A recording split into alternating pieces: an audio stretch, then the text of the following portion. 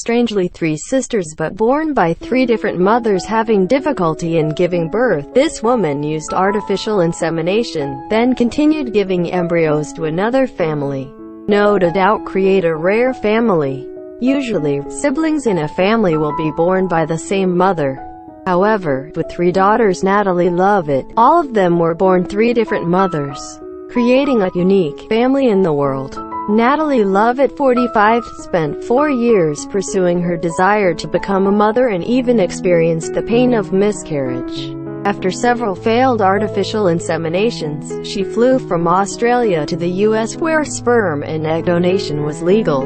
After going through the embryo transplant procedures, Natalie returned home and waited. One day after returning, she had a pregnancy test and her dream came true with positive results. Her daughter, Lexi, was born early by cesarean section and is now over 6 years old, extremely happy and healthy. But Natalie's efforts did not end there. She wanted her daughter to have a younger sister but failed. First, it's all for Lexi and I want my daughter to keep in touch with them. Second, it's because of helping other women and couples who are like me trying to have a child but the financial situation does not allow it, said Natalie. The process of creating embryos from sperm and eggs was so successful that not only led to the birth of Lexi, Natalie also had 25 more frozen embryos. The clinic asked what Natalie wanted to do with the embryos. After years of fighting to become a mother, she understood that she could not destroy the precious embryos. Therefore, her plan is to donate embryos to infertile mothers in the country. Finally, Natalie decided to donate unused embryos to other families who are also yearning to have children. To be selected as embryo recipients, parents will have to sign an agreement to agree to stay in touch through a separate Facebook group and attend an annual reunion with all Lexi's siblings. Embryos are Lexi's genetic siblings and it's important for me that they will be given to people who share my thoughts about being honest with the kids, said Natalie. Knowing where you are and Lexi will have the opportunity to make friends with your sisters because they are siblings. Natalie does not receive any money from the embryo donation and the recipient will have to fly to the US clinic for transplant.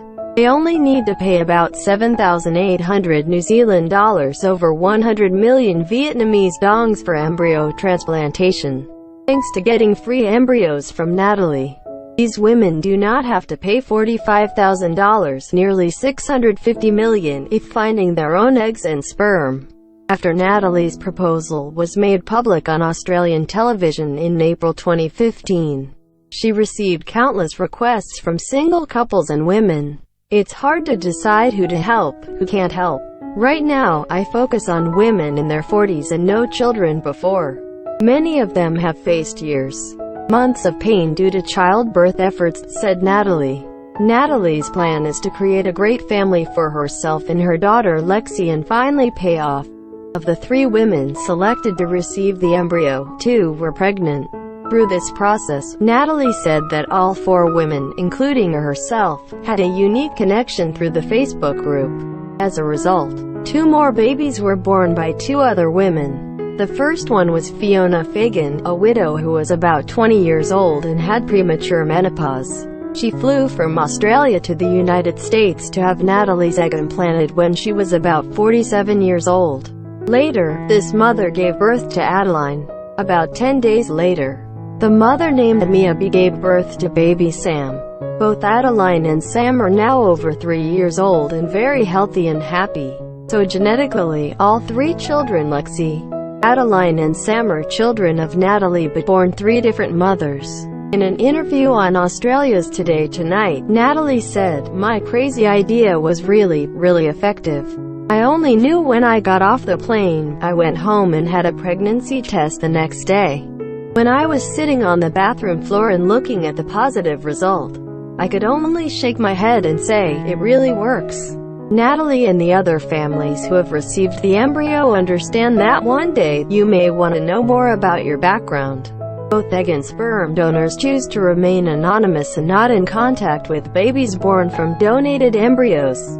Natalie has left her identity in America, so if the donors change their minds, they can find her and Lexi. For the time being, she's trying to maintain the connection between Lexi and her siblings, giving the kids the feeling of a real family.